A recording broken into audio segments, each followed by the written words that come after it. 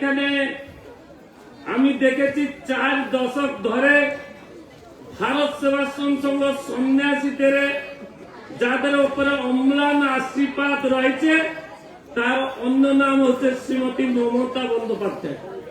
হয়তো 2-4 জন অন্য কিছু থাকতে পারে, কিন্তু আমাদের এখানে গঙ্গাসাগর শাখার যে স্বামী ছিলেন কনৈয়ালাল মহারাজ, যেদিন দিদি ভারত সেবায় ঢুকত উনি কাজেই যেতেন না, কর্ম থেকে কর্মান্তর অন্য নাম ছিল স্বামীজির কাছে ব্রত, কিন্তু দিদিকে অতটা ভালোবাসতে তার জন্য উনি কোনো কাজে যেতেন। আজকে মমতা দিদি আসলে আমি থাকবো, মমতা বলে ডাকতেন, কিছু মনে করবে না দিদি, আজকে মমতা আসলে আমি থাকবো।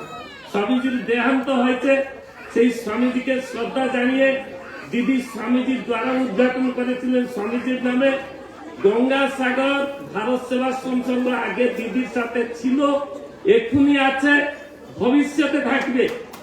আর আমি 4 দশক ধরে ওড়িশা থেকে এসে ভারত সেবাশ্রম সংঘ গঙ্গাসাগরকে চিনি। গঙ্গাসাগর কোথায় ছিল? সব তীর্থ বারবার, গঙ্গাসাগরে একবার।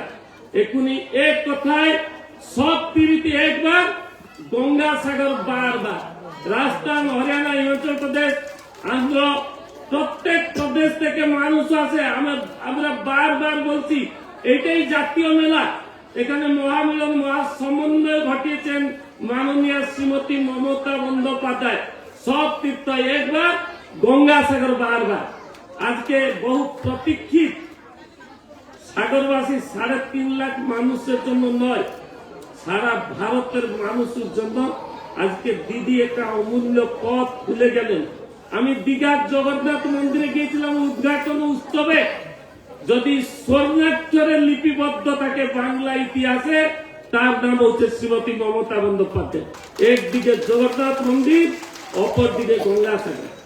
আজকে আমি দিদিকে বিরক্ত করব না, বহুত কর্মব্যস্ত। আমি গুরু মহারাজকে প্রার্থনা করব দিদি দীর্ঘ জীবন লাভ করুক। আর বিজয় যত্র যোগেশ্বর কৃষ্ণ যত্র পার্থ ধনুর্ধর তত্র শ্রী বিজয়মূর্তি ধূপদীতি মতের গম। যেখানে কর্ম রয়েছে, বক্তব্য শুনছিলাম, দিদির পরিচয় হচ্ছে কর্মশ্রী, দিদির পরিচয় হচ্ছে লক্ষ্মী ভান্ডার, দিদির পরিচয় হচ্ছে বহুত কিছু। আজকে একটা বোবা মেয়ে 5 বছর ধরে বলছে মহারাজ আমাকে দিদির সাথে একটু পরিচয় করে দাও, করে দাও, করে দাও। যাও নিয়ে আসো, দিদি দেখবে, মেয়েটাকে দিদি একটু দেখবে। আমি আমার বক্তব্যকে দীর্ঘায়িত না করে, এখানে পরম পূজ্যপাদ স্বামী উত্তমানন্দজি মহারাজ রয়েছে, দিদিকে একটু নমস্কার জানাইবে। ওম সত্যং শিবং সুন্দরং তপো সিদ্ধ বিগ্রহং যোগীশ্বরং যোগীরাজং যুগাচার্য নমাম্যহম। আজ গঙ্গাসাগর মহাতীর্থে পশ্চিমবঙ্গের মহিয়সী মুখ্যমন্ত্রী শ্রীমতী মমতা বন্দ্যোপাধ্যায় উপস্থিত হয়েছে। আমাদের এই আশ্রমে উনি প্রতি বছরের ন্যায় এবছরে এসেছে।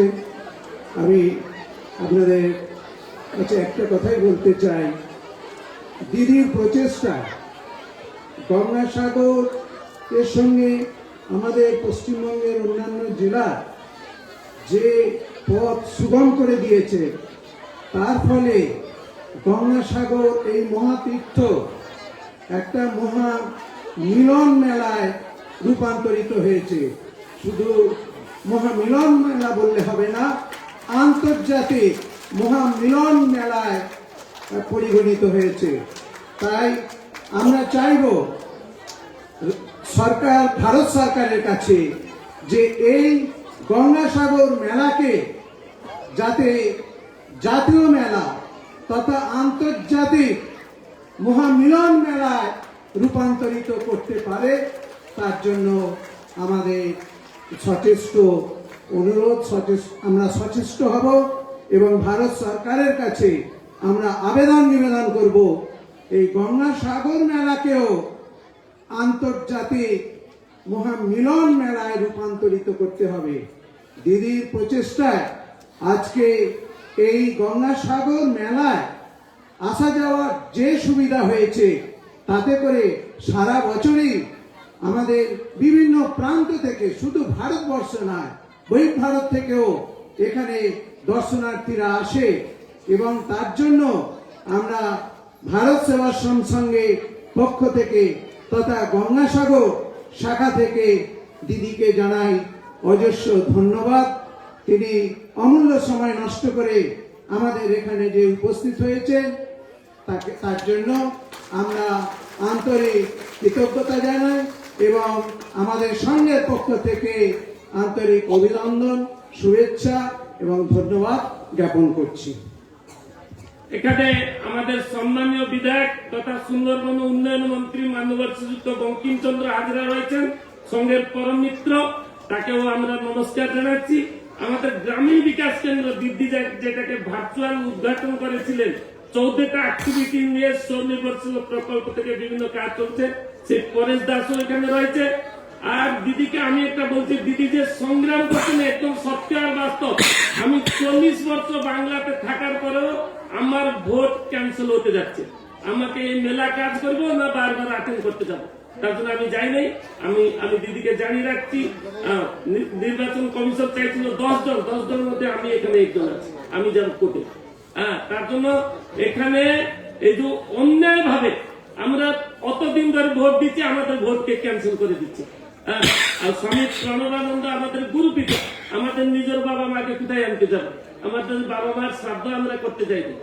তার জন্য এখানে এসব কাজ বন্ধ করে আমি ওড়িশা যাব, সার্টিফিকেট আনবো, এটা কোনোদিনই হয় না।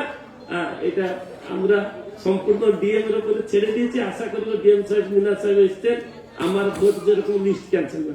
আমি আর বক্তব্যকে দীর্ঘায়িত না করে দিদি আমাদের এখানে অভয় বাড়ি দিলেন সবার জন্য, গঙ্গাসাগরের জন্য। সারা ওয়েস্ট বেঙ্গল লোক আছে, সারা ভারতবর্ষের মানুষ আছে। আমাদের প্রিয় দিদি পশ্চিমবঙ্গের মাননীয় মুখ্যমন্ত্রী মমতা বন্দ্যোপাধ্যায়ের বাক্য আপনি শুনুন। এই হচ্ছে গঙ্গা, গঙ্গা তো সেখানে, এখানে জীবন্ত গঙ্গা বিরাজ করছে, তার জন্য আমরা ধন্য কৃতজ্ঞ।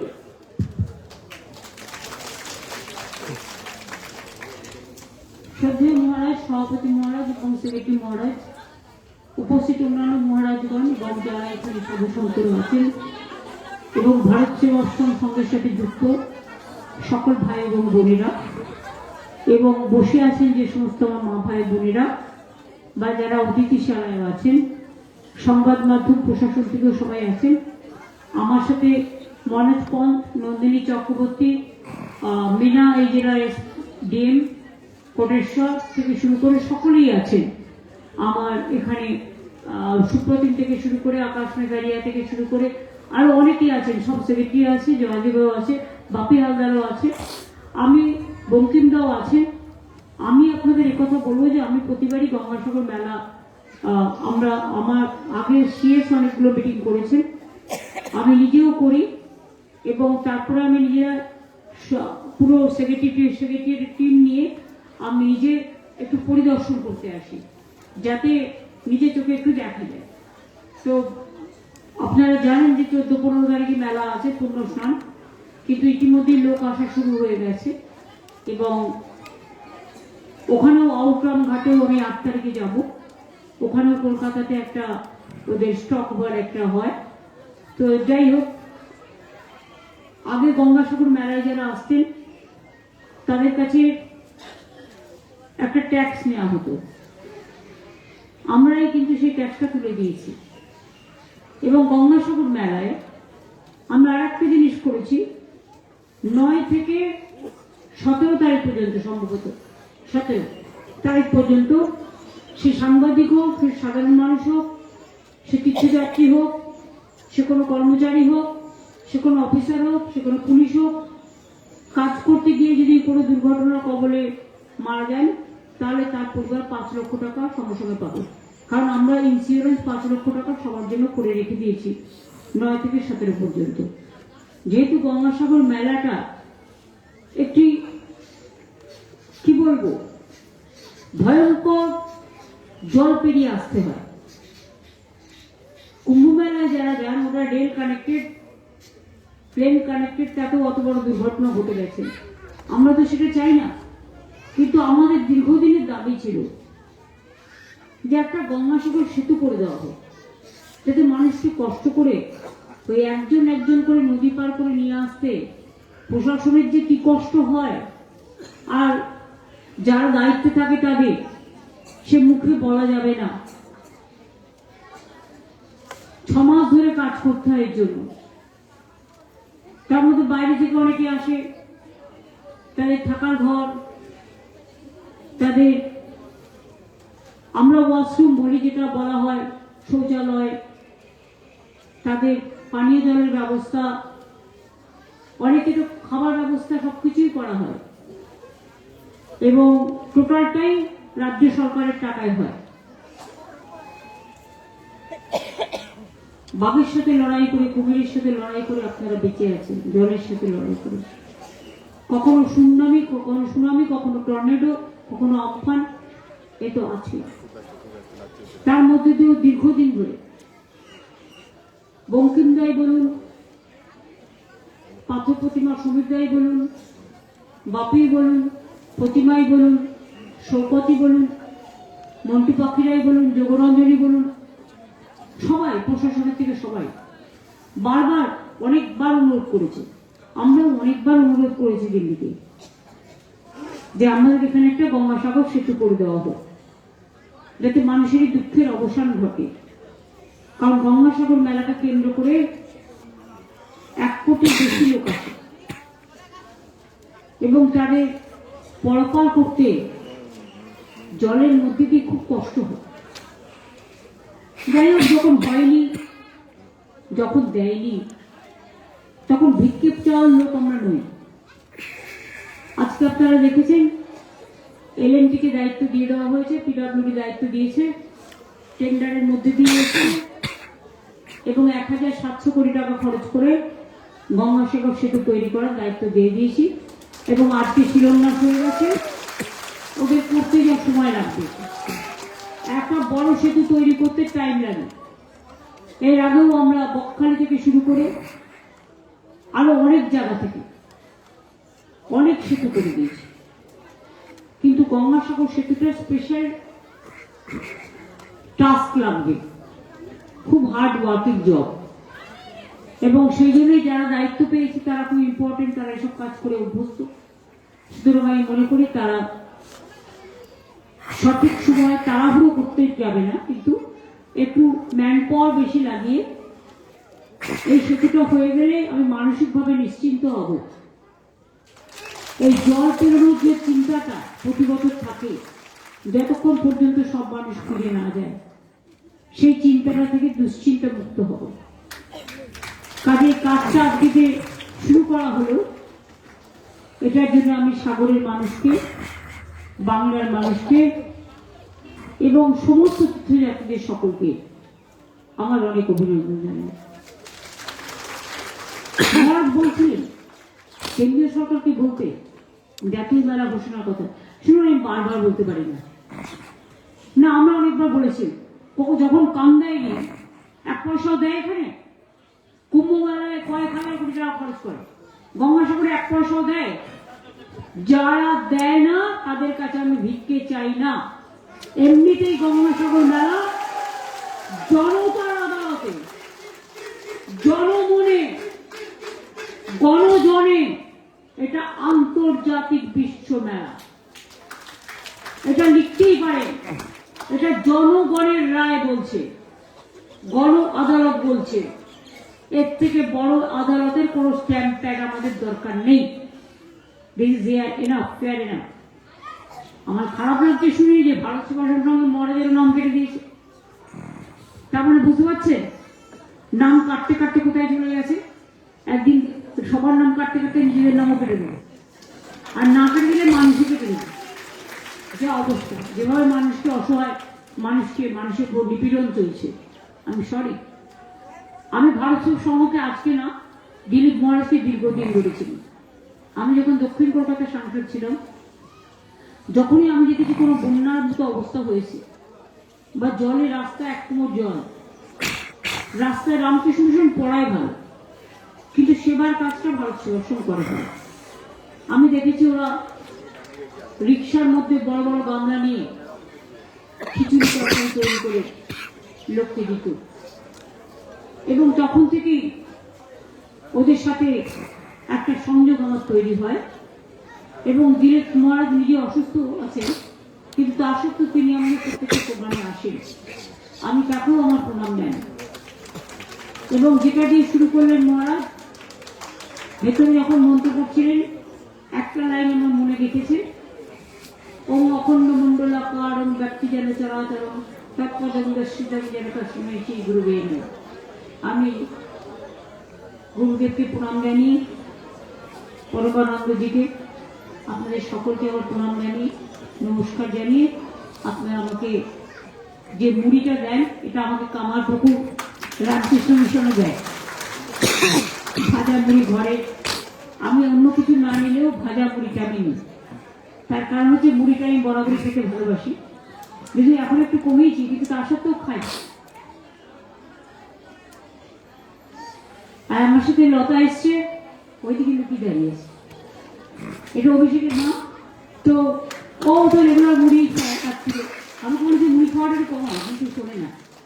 আসলে সব দেশের লোকেরা একটু মুড়ি টুড়ি খেতে ভালোবাসে, তো সেই জন্য আমি পুজো পার্বণটা ওকে নিয়ে যাই। কারণ আমার একটা নিয়ম আছে, পুজোর দিনে না, পুজোর দিনে পুজোটা আমি ঘরের বউকে সাথে রাখি।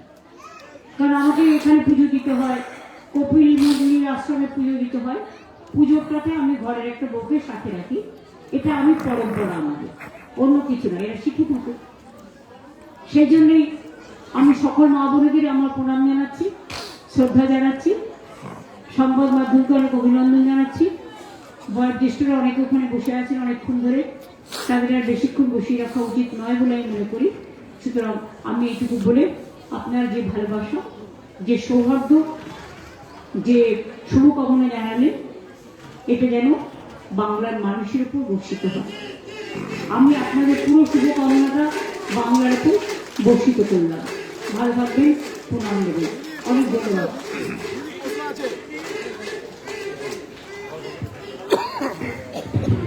হ্যালো দিদি, সামনে বছর আসছেন, আমরা তো থাকবো দিদিকে অভ্যর্থনা দিতে এখানে। দিদি একটা প্রশ্ন আছে দিদি, সবাই বলুন গুরুজি ভগবান কি। আমাদের গর্ব শ্রীমতী মমতা বন্দ্যোপাধ্যায় কি। আসতে বছর